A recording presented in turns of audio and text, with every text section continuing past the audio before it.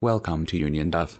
Today, I see the unfortunate fall of Nerd Robot. This channel dropped a video titled 29 Worst Things the US Has Ever Done. It is a slick, 7-minute compilation perfectly engineered to feed the YouTube algorithm a steady diet of permanent national guilt. When you perform a structural audit on the actual content of this video, it doesn't play out like a balanced historical analysis.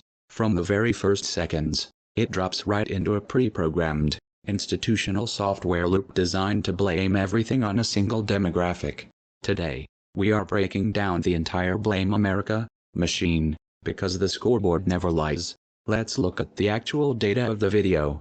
Nerd Robot's entire script reads like a watered-down, copy-pasted Howard Zinn textbook. It is the exact same standard curriculum you get from a hyper-online professor in a blue state college.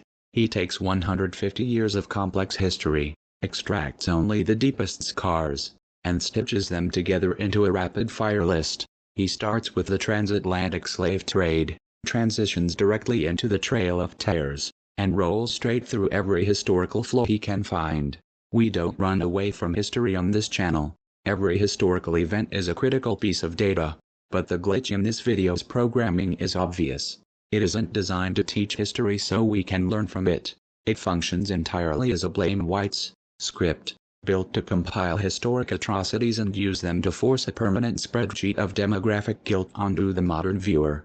But here is where his software completely breaks down. When Nerd Robot shifts to foreign policy, his script openly claims that America is the ultimate bad guy that started everything. Look at how he frames conflicts like World War II, Iraq, and Afghanistan.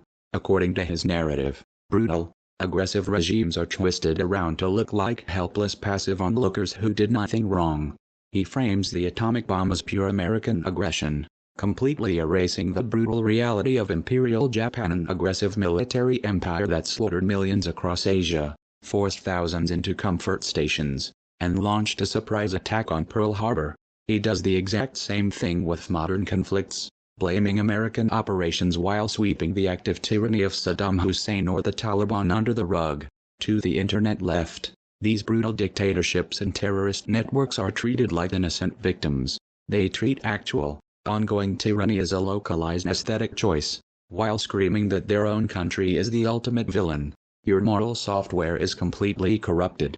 Nerd, if you are out there watching this right now, I want to ask you a very direct, foundational question. What actually made you want to do this video? Do you actually believe, deep down in your corporate progressive software, that brutal historical regimes and modern authoritarian networks are just misunderstood? Do you honestly believe that America is just inherently evil, while empires that built state-run comfort stations or gassed their own citizens were just acting in self-defense? Where do you get your info? What campus spreadsheet did you copy-paste this script from? Because you didn't get it from the unedited data of human history. You got it from an algorithmic matrix that rewards self-flagellation and cheap vibes. You are trading the truth of universal individual liberty for a handful of LeftTube views, and the scoreboard sees right through it. To the people who watch this video and unironically typed out "I hate the USA," because they've been brainwashed by this script, I have a very simple, direct recommendation. Pack your bags, log out of your high-speed American servers, book a one-way ticket, and move to the Axis 4. Go move to Moscow, Beijing, Tehran, or Pyongyang. They will welcome you dearly. Go see how your online rebellion and your intersectional spreadsheets handle the actual scoreboard of global tyranny. Go see how much those authoritarian networks care about your digital safe spaces or your right to critique the state infrastructure.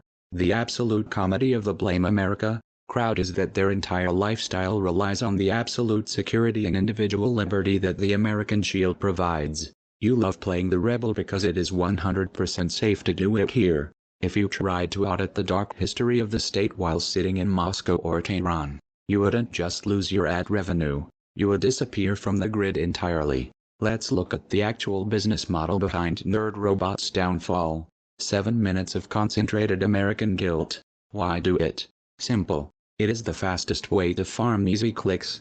It takes absolutely zero creative effort or deep research to open up a standard blue state textbook, pull out a list of historical scars, and package it as a quick clickbait compilation.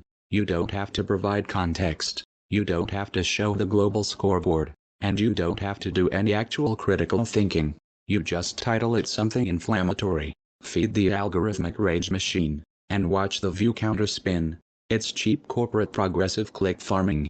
They exploit historical tragedies like slavery and the Trail of Tears not to educate people, but to manipulate the system for ad revenue and algorithmic favor. They trade the complexity of history for quick internet clout. Go see how your online rebellion and your intersectional spreadsheets handle the actual scoreboard of global tyranny. Go see how much those authoritarian networks care about your digital safe spaces or your right to critique the state infrastructure.